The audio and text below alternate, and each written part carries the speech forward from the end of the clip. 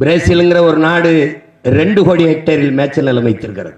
New Zealand 25 லட்சம் hectare மேய்ச்சல் நிலங்களை வைத்திருக்கிறது. ஆஸ்திரேலியா 3.5 கோடி ஹெக்டேர் விளைநிலங்களை வைத்திருக்கிறது. கென்யா ஒரு சின்ன நாடு 1 கோடி ஹெக்டேர் விளைநிலங்களை வைத்திருக்கிறது, மேய்ச்சல் நிலங்களை வைத்திருக்கிறது. இந்தியா 1.7 கோடி ஹெக்டேர் மேய்ச்சல் நிலங்களை வைத்திருக்கிறது என்று விவரங்கள் சொல்லுது. அதிலே தமிழ்நாடு 12 லட்சம் ஹெக்டேர் மேய்ச்சல் நிலங்களை வைத்திருக்கிறது என்று சொல்லுகிறார். சரி, அந்த மாதிரி பெரிய மேய்ச்சல் நிலங்களை கொண்ட பண்ணைகளை தமிழ்நாட்டில் அமைக்க முடியுமா? அந்த மாதிரியான பெரிய புல்வெளிகளை கொண்ட பகுதிகள்லாம் இல்லை. ஒரு சில பகுதிகள் மட்டும், இப்போ இந்த பக்கம் மேற்கு தொடர்ச்சி மலை, கிழக்கு தொடர்ச்சி மலையினுடைய சில பகுதிகள், அடிவார பகுதிகள் மட்டும் மேய்ச்சல் நிலங்கள் இருக்கு. அந்த மேய்ச்சல் நிலங்களை பயன்படுத்துறாங்க. இப்போ மற்ற பகுதிகள்லாம் என்ன செய்யறாங்க? நான் சின்ன பையனா இருந்த பொழுது வேலியோரமா ஆடு மேய்ப்பாங்க. இப்போ மழை பெஞ்ச பிறகு வயலெல்லாம் விதைச்சிருப்பாங்க. அது வெறும் மழை இதை வச்சுதான் விதைச்சிருப்பாங்க.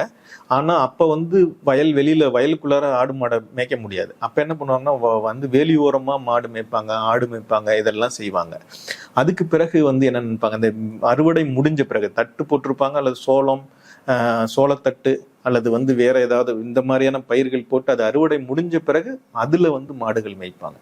அதுக்கப்புறம் முப்போகமும் இதா மாறின பிறகு என்ன நடந்துச்சு அப்படின்னு சொன்னா, வேலியோரமா மேய்ச்சல் இருக்கும். மாட்டை கொண்டு போய் வேலியோரமா மேய்ச்சல் விடுவாங்க, வரப்புல மேய விடுவாங்க, இது நடக்கும். ஆனா இன்னொரு பக்கம் என்ன பண்ணுவாங்கன்னா, இப்போ இவரு கூட இந்த பேச்சில எல்லாம் சொல்லியிருக்காரு, ஒரு நவீனமான ஒரு மாட்டுக்கு இருக்கக்கூடிய தீவன புல் ஒண்ணு இருக்கு. அதை ஒரு பாத்தி மட்டும் போட்டு விட்டாங்கன்னா திரும்ப திரும்ப திரும்ப வளர்ந்துகிட்டே இருக்கும். அதை அறுத்து கொண்டு போட்டுருவாங்க. அது தொகை மாதிரி ரொம்ப சுவையா இருக்கும். அந்த மாட்டுக்கு ரொம்ப ஒரு இனிப்பு சுவையோட இருக்கும். அதை ரொம்ப விரும்பி சாப்பிடும் அந்த தீவன புல். அதை தான் போட்டு இப்ப இது பண்றாங்க, மாட்டுக்கு தீவன புல் போடுறாங்க. அதே மாதிரி ஆட்டு பண்ணைக்கு இப்ப என்ன பண்றாங்கன்னா, நாமக்கல் இதுல எல்லாம் இருக்கு, ஆட்டு பண்ணைக்கு ஒரு மரம் இந்த மாதிரி தீவனம் இது கொடுக்கக்கூடியது, மரமோ செடிகளோ, அதை வச்சுட்டு அதை திரும்ப திரும்ப வெட்டி இது பண்ணி போடணும். அதுதான் வெள்ளாட்டு பண்ணை. இப்ப நாட்டு ஆடுகள் இருக்கு இல்லையா, செம்பரி ஆடுகள் அல்லாத இந்த வெள்ளாட்டு பண்ணைகளே அப்படிதான் இருக்குது.